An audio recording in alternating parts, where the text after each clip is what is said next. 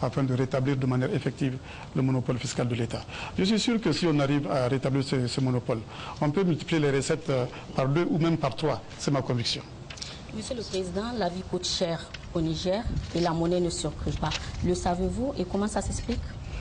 Alors, quand on dit que la monnaie ne circule pas, c'est quelque chose que je n'arrive pas à comprendre. Je n'arrive pas à comprendre parce que je disais tout à l'heure que nous avons prévu, en tout cas au niveau des ressources de l'État, nous avons prévu 554 milliards de recettes internes. Nous avons réalisé 627 milliards. Et nous avons réalisé plus que les années précédentes, où peut-être les gens imaginent que l'argent circulait. L'argent circulait peut-être les années précédentes, c'est ça que les gens veulent dire. Il faut la comparaison. Avant, l'argent circulait, aujourd'hui, l'argent ne circule pas. C'est ça. Oui. Mais il n'y a plus d'argent que par le passé, pourtant. Alors, je ne comprends pas que les gens disent que l'argent ne circule pas. Peut-être que certains disent que l'argent ne circule pas, parce qu'ils n'ont plus accès aux fausses factures, ils n'ont plus la possibilité de se faire de surfacturation. Pour ces gens-là, effectivement, ils ont raison, l'argent ne circule pas. Monsieur le Président, revenons sur la fiscalité et de son impact sur nos entreprises. À ce sujet, nous avons recueilli la contribution de la secrétaire générale de la Chambre de commerce. Nous l'écoutons. À commencer par le chef de l'État, a toujours été à l'écoute des préoccupations de la Chambre de commerce et du secteur privé en général.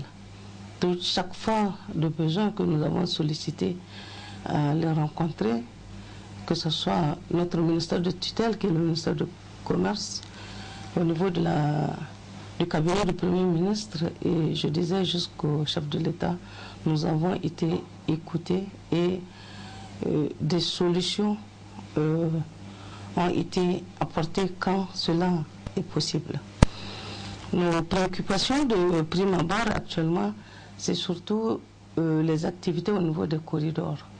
Il n'est plus un secret pour personne tous les problèmes que les Nigériens rencontrent au port de Cotonou.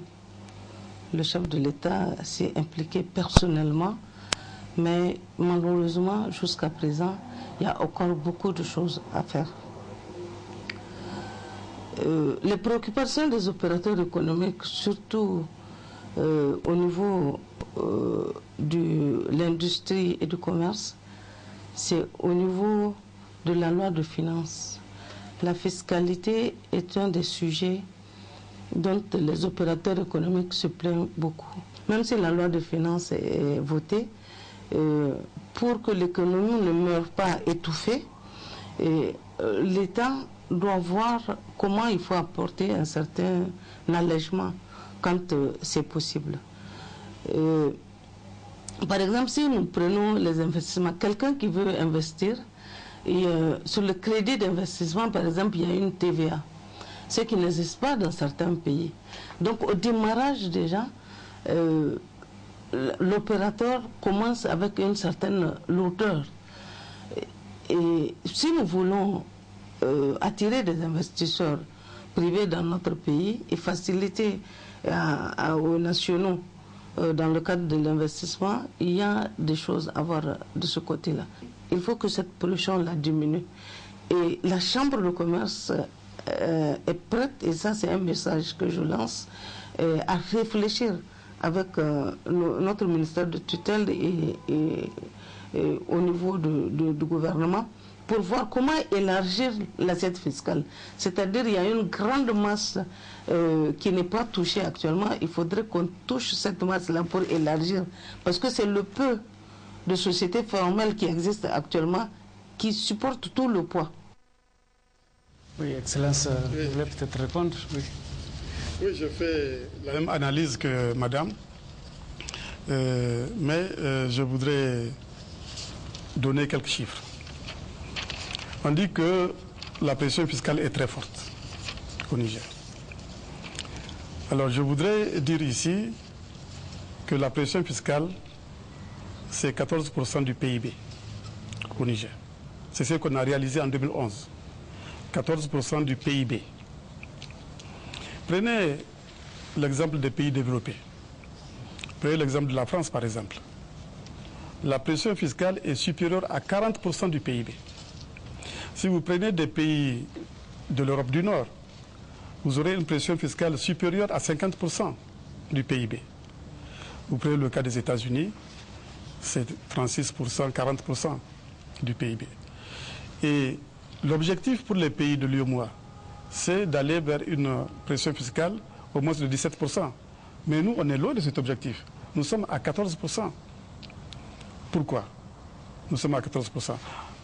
La dame qui a parlé a donné l'explication. C'est parce que, tout simplement, l'assiette fiscale est faible et trop étroite. Il faut élargir l'assiette fiscale. C'est ça notre objectif. C'est ça que nous avons prévu d'ailleurs dans le programme de Renaissance. Il y a beaucoup de secteurs de l'économie qui échappent à la fiscalité. En particulier, certains secteurs informels. Vous voyez, notre économie s'est beaucoup informalisée et en s'informalisant, l'économie se défiscalise. Et ce qui fait que seul le secteur moderne, comme elle l'a dit, supporte la fiscalité, qu'il trouve élevée. Donc nous sommes dans la même perspective que Madame. Notre objectif, c'est de restructurer notre économie. Quand vous prenez la structure de l'économie, vous vous rendrez compte que notre économie a une structure archaïque. En prenant la part de chaque secteur dans le PIB, vous verrez que 46% du PIB est rural, c'est l'agriculture, l'élevage, etc. 12%, donc 46% c'est le secteur primaire, 12% seulement le secteur secondaire moderne et 42% c'est le secteur informel, le secteur tertiaire plutôt, le secteur tertiaire. Alors cette structure de l'économie ne permet pas d'avoir une lisibilité sur l'assiette fiscale, ce qui fait qu'il y a des parties de l'économie, des secteurs de l'économie qui ne payent pas l'impôt et il y a d'autres secteurs qui payent trop d'impôts.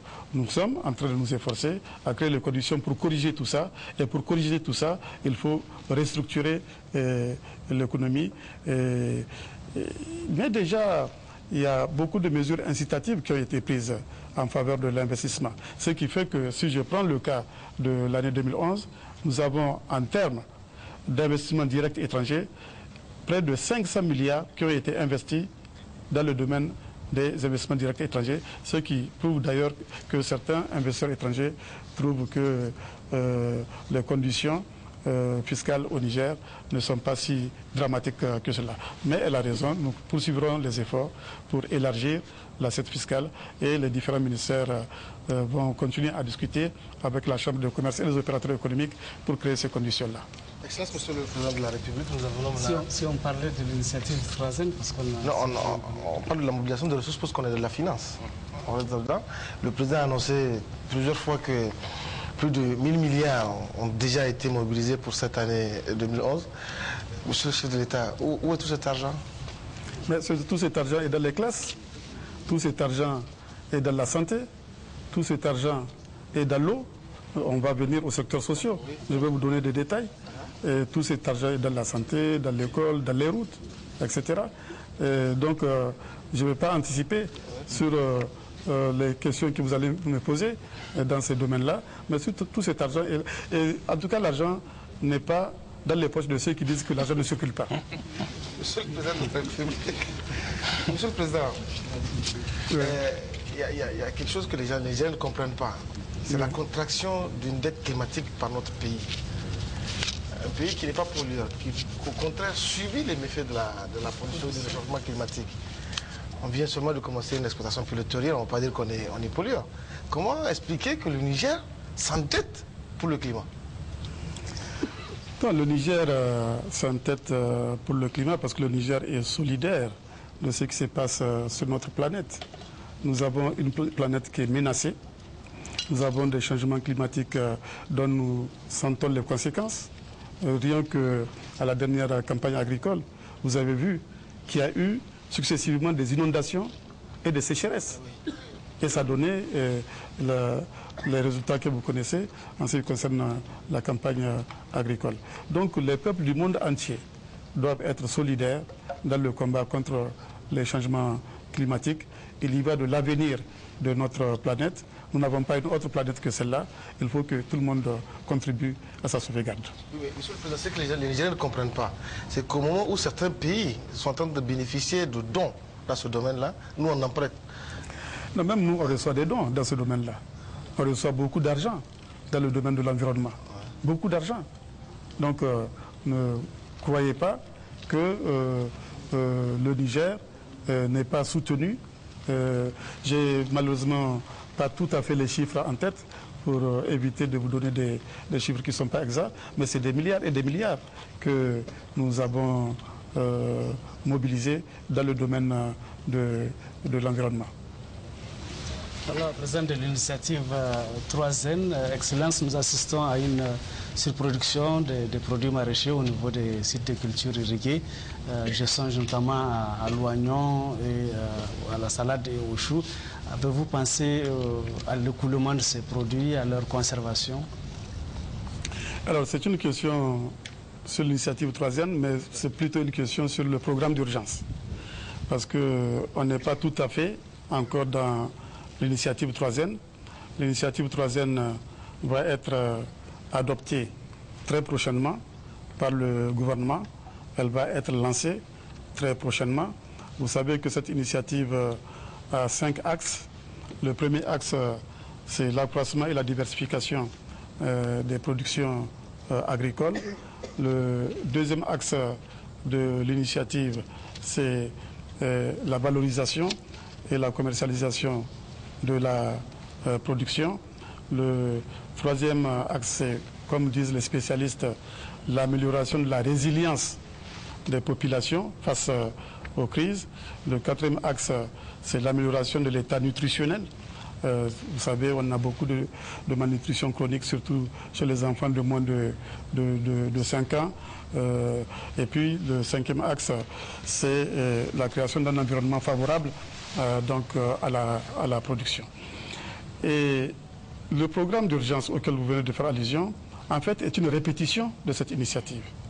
Nous avons eu une mauvaise campagne agricole et au mois d'août, je le souligne bien, on a décidé d'anticiper parce qu'on a perçu que la campagne agricole allait être mauvaise.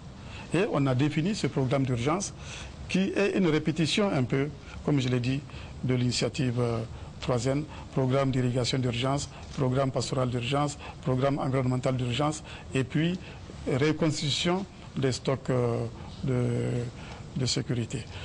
Et le programme a tellement bien marché qu'il y a surproduction. Parce qu'on a mis en valeur près de 95 000 hectares. 95 000 hectares. C'est 3 fois plus que les superficies habituellement mises en valeur en pareille surface. 3 fois plus. On a mis 7 fois plus de semences que d'habitude. 7 fois plus. On a mis dans ce programme-là 2 fois plus d'engrais que d'habitude. Et ça a donné des bons résultats. Maintenant, il y a surproduction de certaines spéculations. Mais on constate d'ailleurs pour les légumes frais, pour les tubercules, etc., une réduction effectivement des prix, ce qui est très bien, ce qui prouve que sécheresse ne peut pas, mais pas synonyme de famine, en tout cas cette fois-ci. Et cette répétition que constitue le programme d'urgence nous permettra de mieux affiner l'initiative 3N. Et dans les axes que j'ai rappelés tout à l'heure, il y a un axe qui répond à votre préoccupation, celle relative à la commercialisation, à la valorisation, à la commercialisation des produits. Parce que ce axe-là comprend y compris la solution relative au problème de stockage. Non seulement il y a le problème de stockage, mais il y a le problème de circuit de commercialisation, il y a le problème d'identification des débouchés. Donc c'est pour vous dire que c'est une question qui n'a pas été perdue de vue dans le cadre de l'initiative 3N. Monsieur le Président, toujours sur le programme d'urgence qui a été une réussite, il y a eu, c'est vrai, de la surproduction. La salade est sur le marché, la pomme de terre, elle est là aussi. Mais est-ce qu'il ne fallait pas aussi penser à une campagne de sensibilisation, voire même de communication pour un changement de comportement? Je voudrais dire que le Nigérien, il préfère toujours sa pâte et son foura ou bien son dounou qu'à de la salade ou de la pomme de terre. Oui, vous avez raison. C'est pour cela que dans un des axes de l'initiative 3N, on a dit qu'il faut améliorer l'état nutritionnel. Il faut diversifier les aliments. Il faut diversifier la qualité des aliments. Il faut diversifier l'hygiène, etc., etc. Et je pense que ce qui s'est passé cette année prouve que cela est possible. Il y a eu beaucoup de production alimentaire de substitution aux céréales. Les pommes de terre, beaucoup de Nigériens mangent ces pommes de terre. Donc les habitudes vont changer petit à petit. Et dans le cadre de l'initiative 3e, nous avons prévu tout un secteur, nous avons prévu de sensibiliser justement les Nigériens par rapport à la question nutritionnelle. Alors il faut dire, pour bien comprendre l'effort qui a été fait dans le cadre du programme d'urgence, non seulement le programme d'irrigation d'urgence a été une grande réussite, mais aussi le programme pastoral d'urgence a été une grande réussite, et également le programme environnemental d'urgence qui a permis de fixer les populations, qui a permis de donner des revenus aux populations. Et enfin, nous avons reconstitué le stock de sécurité, et à partir de ce stock, nous avons décidé de mettre en place une opération de vente à prix modéré depuis le mois de février, ce qui est rare, parce que souvent on attend le mois de mai, juin pour commencer. Nous, on a commencé dès le mois de février avec 12 500 tonnes, puis à partir de mars, 20 000 tonnes, jusqu'à fin mai, vous avez les chiffres certainement, mais c'est bon de le rappeler. Et à partir du mois de juin jusqu'en septembre, ça sera 25 000 tonnes. Au total, et à cela s'ajoute également, à partir du mois de juin, 25 000 tonnes de distribution gratuite. Donc, de février à septembre, c'est près de 200 000 tonnes qu'on va mettre à la disposition des populations. Et je pense que ça, c'est une remarquable réussite. Pour rappel, l'initiative 3N vise l'autosuffisance alimentaire à travers les cultures maraîchères, les mini-barrages, les récupérations des terres dégradées, etc. Toutes choses qui s'apparentent à des actions déjà menées lors du programme spécial échapeauté par la présidence de la République. Alors, quelle est la différence entre les 3N et le programme spécial de l'ancien président de la République? Alors, vous avez parlé de culture maraîchère. L'initiative 3N ne parle pas de culture maraîchère. L'initiative 3N parle de culture irriguée. Et la différence est importante. Nous allons irriguer, nous allons promouvoir l'irrigation. Nous allons également promouvoir les rendements des cultures pluviales, les rendements des céréales de base, le mil, le sorgho, le maïs, etc. Et nous avons un certain nombre de mesures que nous prenons pour introduire la mécanisation, pour moderniser les techniques culturelles, pour améliorer la disponibilité en intrants, en semences, et en particulier les semences améliorées. Et ce qu'il ne faut pas oublier, c'est que déjà dans le programme d'urgence, nous avons prévu la production de semences améliorées pour la prochaine campagne agricole 2012-2013. Les semences améliorées permettent d'accroître les rendements des céréales. Et nous avons prévu également de rendre disponibles les engrais pour les populations. Tout à l'heure, je vous disais qu'on a fourni 2 fois plus d'engrais que d'habitude. On a, je crois, mis près de 24 000 tonnes d'engrais, alors que d'habitude, c'est autour de 12 000 tonnes d'engrais.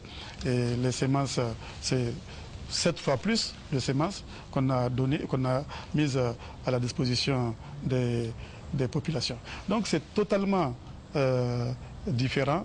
Nous allons mettre les Nigériens à l'abri des sécheresses, à l'abri des mauvaises campagnes agricoles, d'abord en améliorant les rendements des cultures pluviales. Ensuite, nous avons prévu également d'améliorer les productions alimentaires de substitution, comme le disent les spécialistes, avec le niébé, avec les tubercules. Vous avez vu la pomme de terre aujourd'hui est produite en quantité importante, les patates douces, le manioc, etc., etc. Et la modernisation de l'élevage n'est pas à reste. La protection de l'environnement, parce qu'il faut protéger le capital de production qui constitue la terre. Et c'est pour cela que nous faisons toutes ces actions de régénération, de récupération des terres dégradées. Donc l'initiative 3e, c'est autre chose que les cultures de contre-saison. Et vous allez voir, ça n'a rien à voir avec les cultures de contre-saison. Monsieur le Président, je me permets de préciser cette question. Est-ce que l'initiative 3e est le programme spécial du président Issoufou Mahamadou? Mais pourquoi vous voulez faire des comparaisons, programme spécial, vous voulez faire des jeux de mots?